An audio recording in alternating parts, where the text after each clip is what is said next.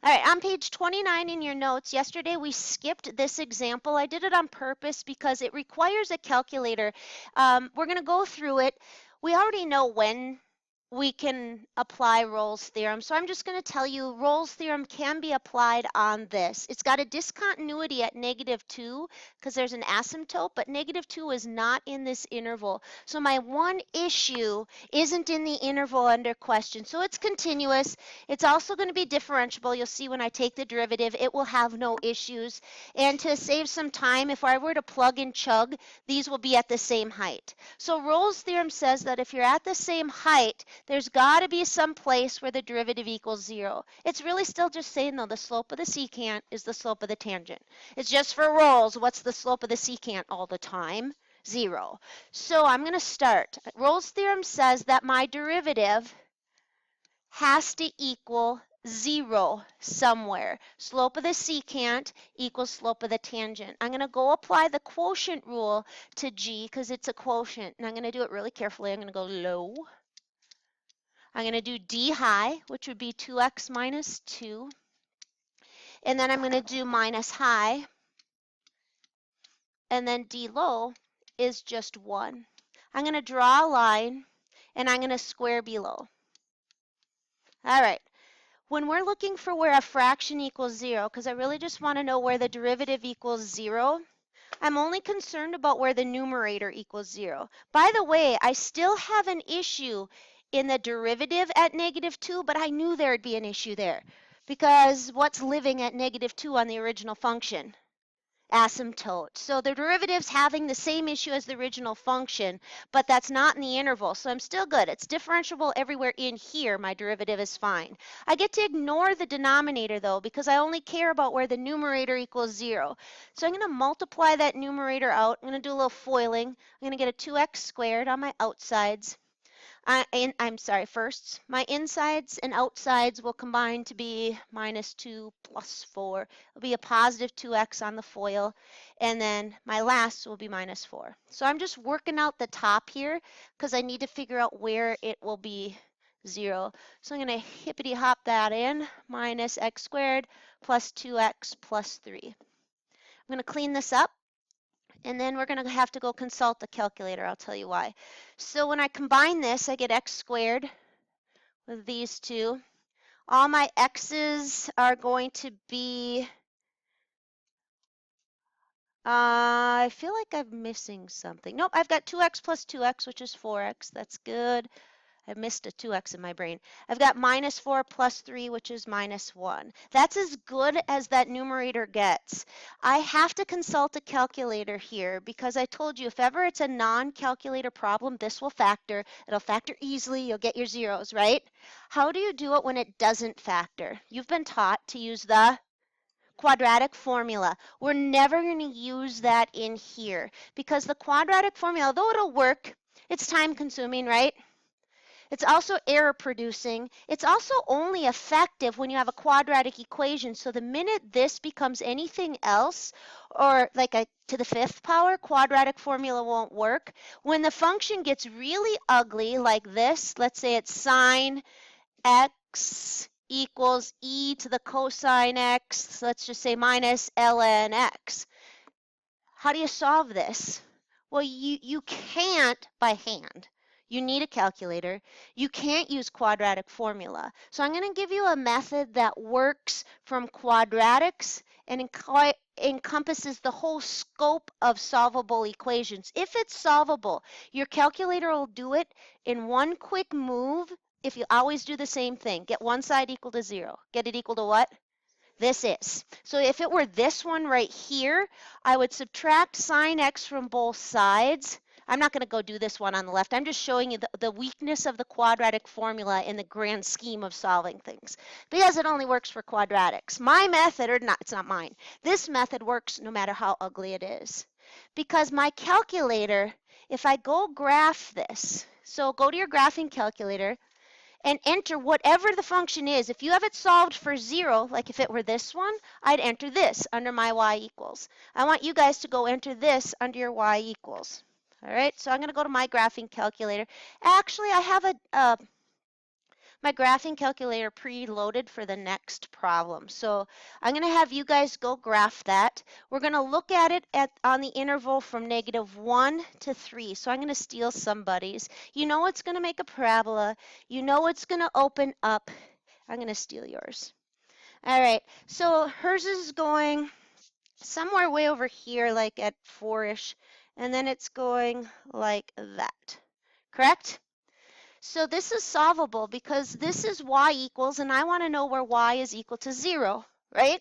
So there's two solutions, right here and right here, but only one of them is on my open interval. So you just need to have your calculator give you that, and you should know how to do that. How do you have your calculator give you that? What command do you choose? Do you guys know? Second what? You hit the second, and then you hit your calc button. So I'm going to write that on there. Hit second, and then hit the calc option. And then what option are you going to pick under second calc? Yeah, so go hit second. I'm just going to use your calculator.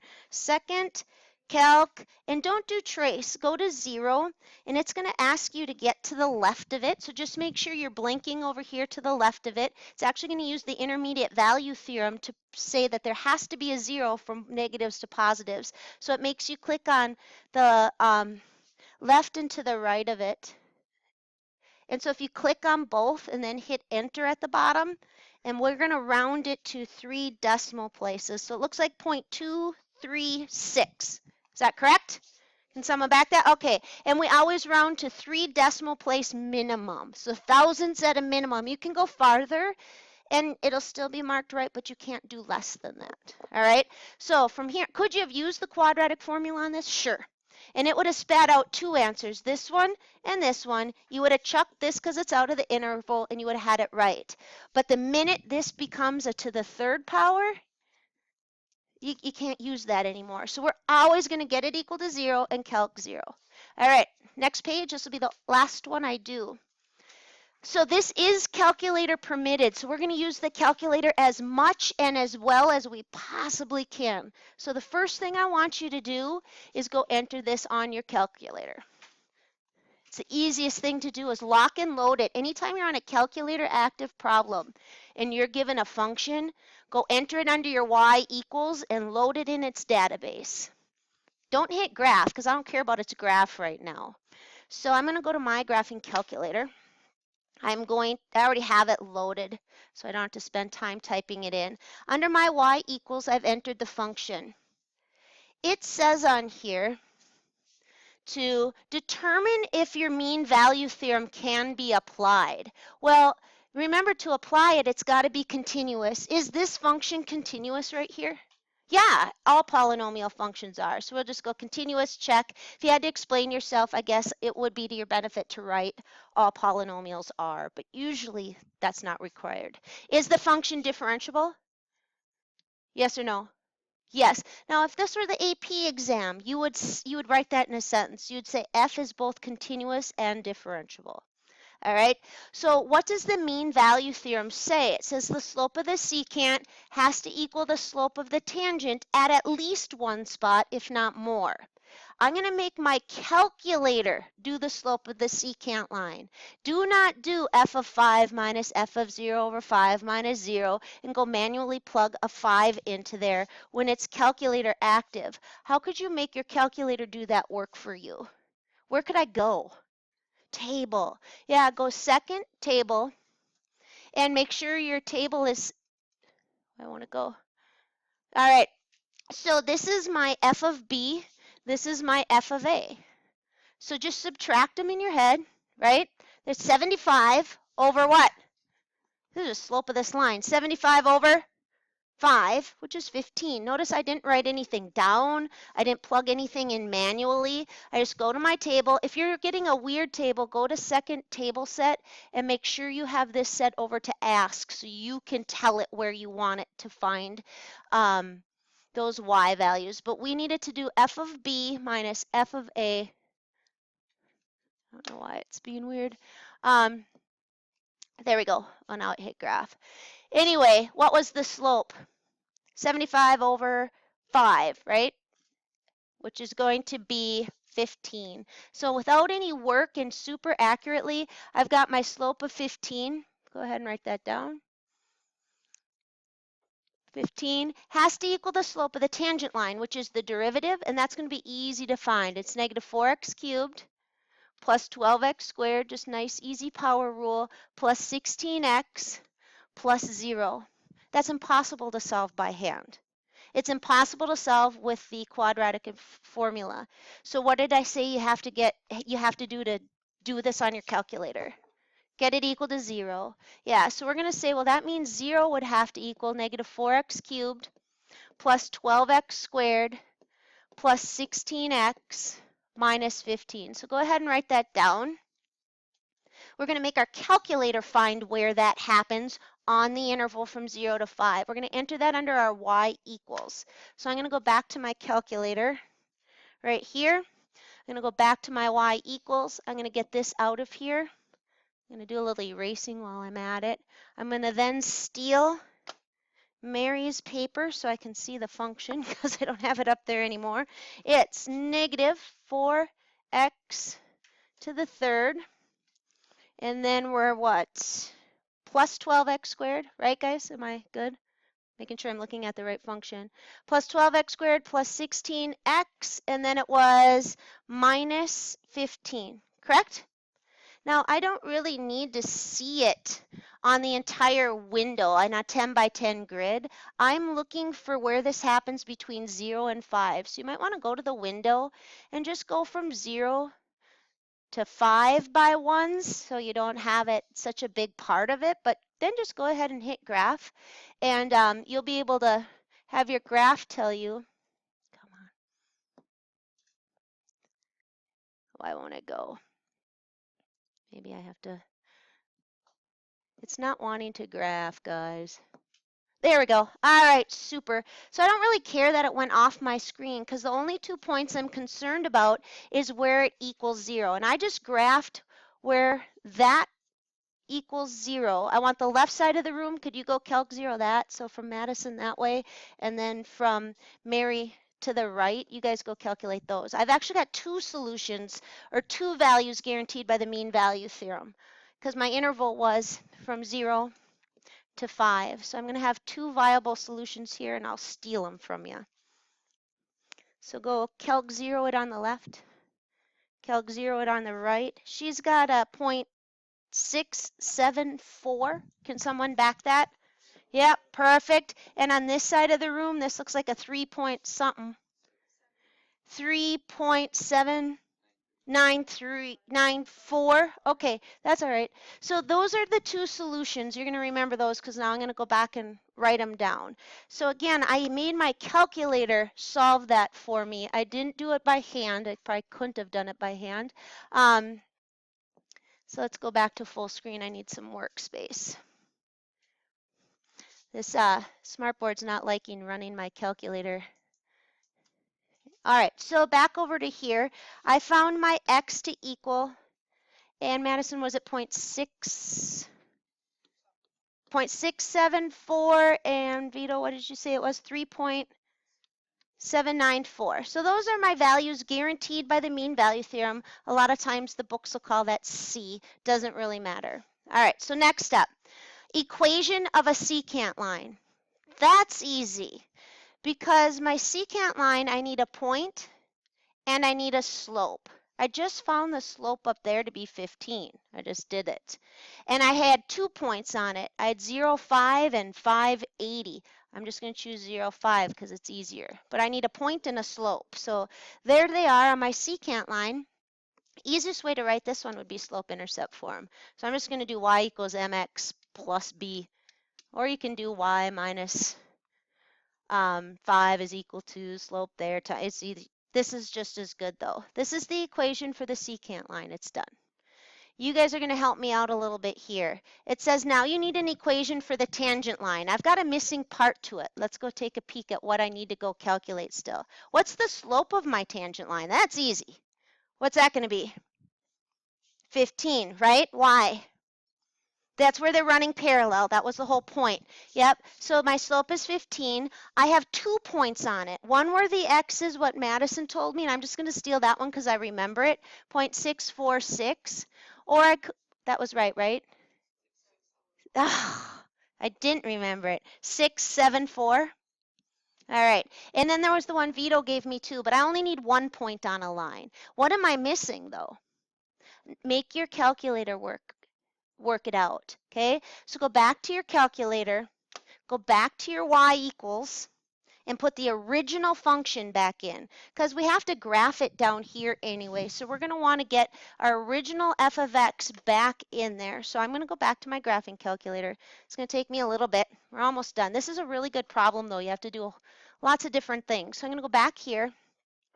I'm going to put the original back in it. I got to steal your paper so I can see it. I'll give it right back to you. It was a negative x to the fourth plus 4x to the third, and then it was a plus 8x squared, and it ended in a plus 5. So there is my original function. I'm going to make it tell me the y value when x is, so go to second and go to table. And what am I going to replace that 5 with just manually? 0.674. Then I don't have to worry about typing anything in wrong. By the way, when you're doing an FRQ, you get 15 minutes. So you have lots of time and stuff to work your calculator. So just make sure everything's nice and accurate. I'm going to hit enter, and I'm going to round that to 3 decimal places, 9.653. So write that down as your point. All right, I'm going to close this out just for a second so I can go back. I'll bring it back up one more time. As soon as I write the equation of that line down, I'm not going to enlarge the screen. So this was 9 point what, guys? 9 point, I heard a bunch of things.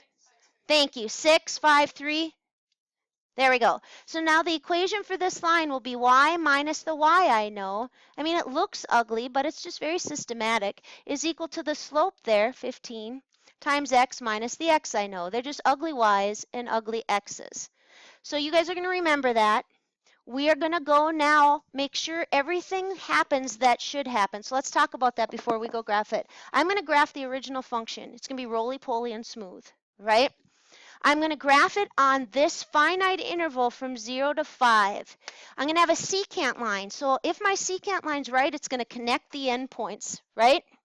And then I'm going to have a tangent line. What will this tangent line do? What will it look like?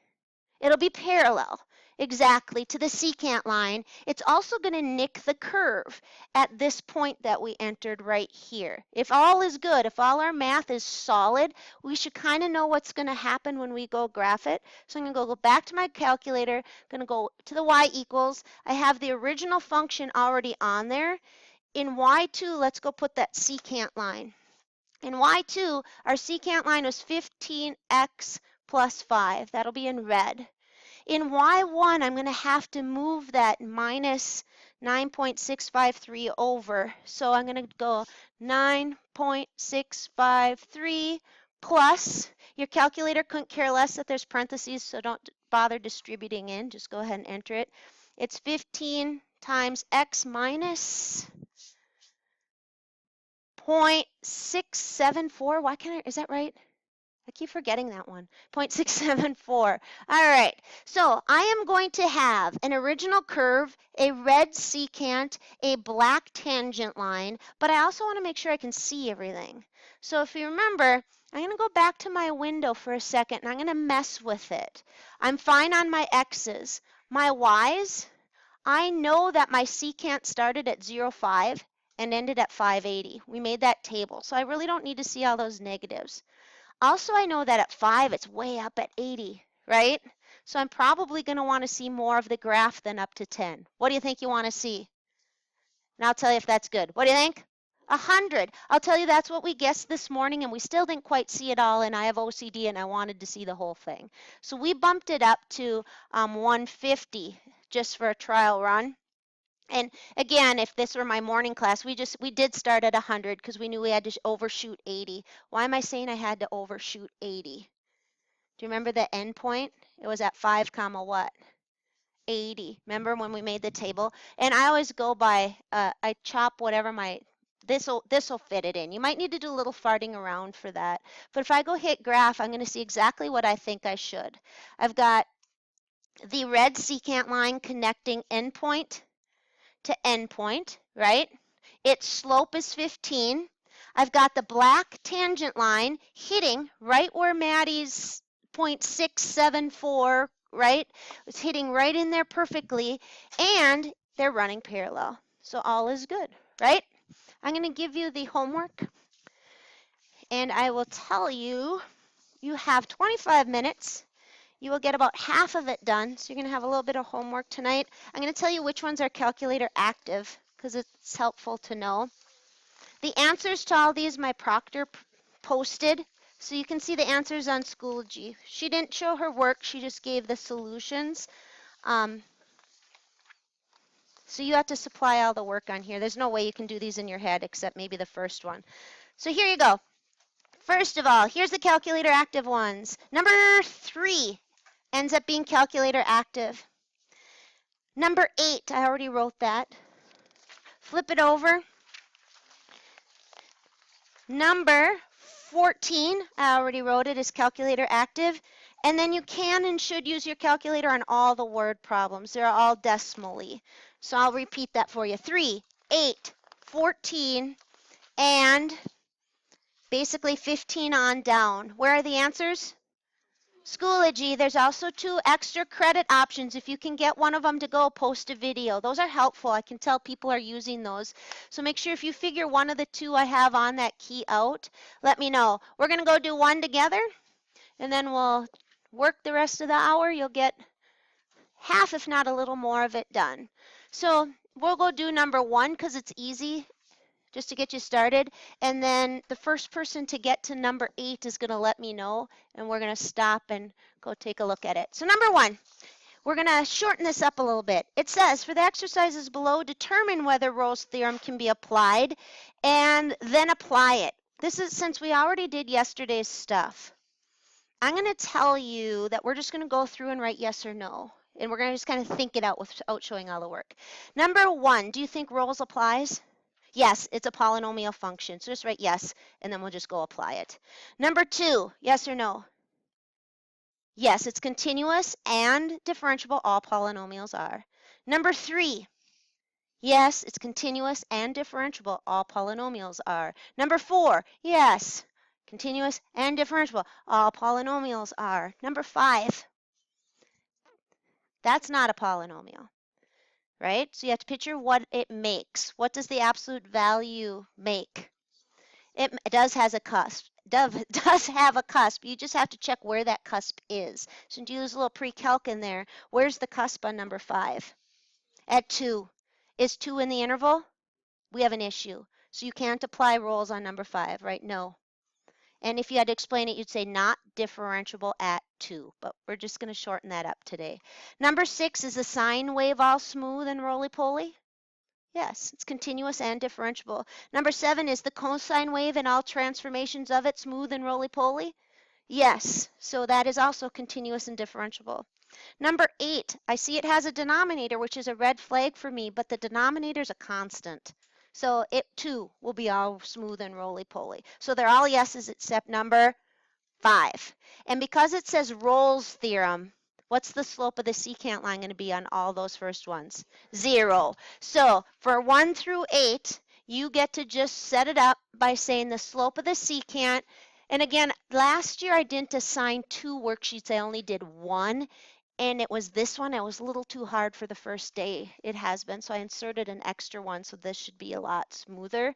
So I'm not making you do all the grunt work you had to do yesterday. Slope of the secant will be 0. Slope of the tangent on number 1 is just 2x minus 4. Nice and easy, right? That means x will be 2. You're going to make sure it's in the interval, not on the interval. Is it? Yes. Now, if you get a couple answers, make sure you check. They have to be in it, not on it. Okay, that one's done. The first person to get to number 8, give me a yo. We'll do it together. Someone will get there. I gotta pause this sucker.